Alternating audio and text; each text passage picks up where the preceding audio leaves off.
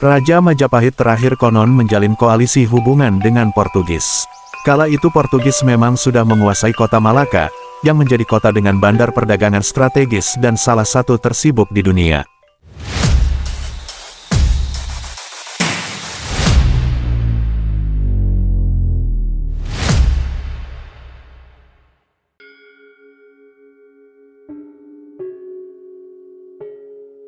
Raja Majapahit terakhir konon menjalin koalisi hubungan dengan Portugis.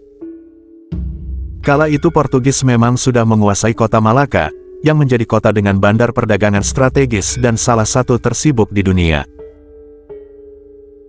Hal itu dimanfaatkan oleh kerajaan Majapahit untuk bisa menarik mereka ke Pulau Jawa.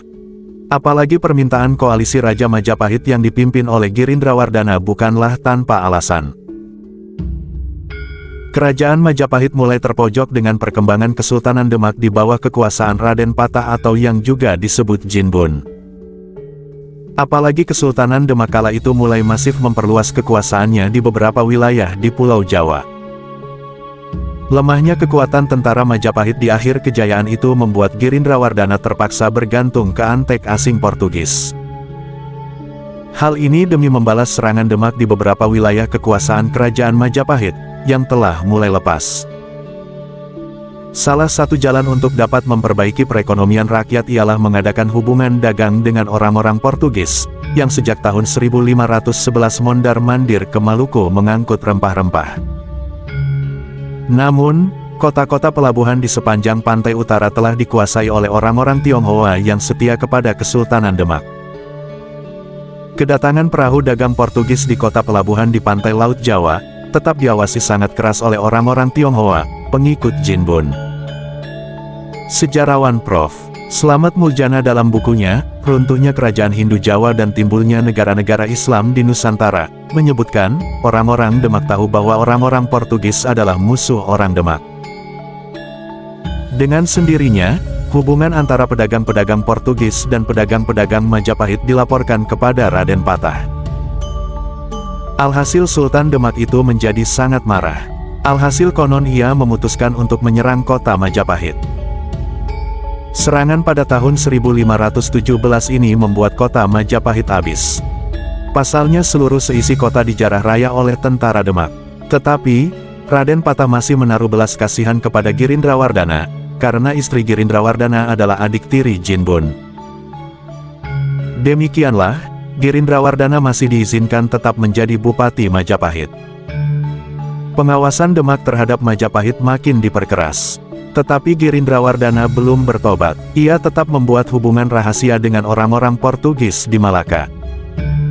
Girindrawardana mengharapkan bantuan orang Portugis dari Malaka untuk membebaskan diri dari kekuasaan Jinbun. Pada tahun 1521, sehabis serangan dari Malaka, secara mendadak Yatsun alias Sultan Yunus wafat. Karena Yatsun tidak meninggalkan putra, timbullah keributan mengenai calon penggantinya. Perebutan tahta antara putra-putra Raden Patah konon mulai berkobar, pasca wafatnya pendiri Kesultanan Demak ini. Lalu siapakah sosok Girindrawardana? Pada masa itu, muncul tokoh bergelar Girindrawardana, di antaranya Girindrawardana Dia Ranawijaya, Girindrawardana Sri Singhawardana Dia Wijaya Kusuma, dan Girindrawardana Dia Wijaya Karana. Keberadaan tiga tokoh Girindrawardana tersebut mendorong beberapa sejarawan berpendapat bahwa pada masa akhir kerajaan Majapahit, muncul dinasti baru, yakni Girindrawardana.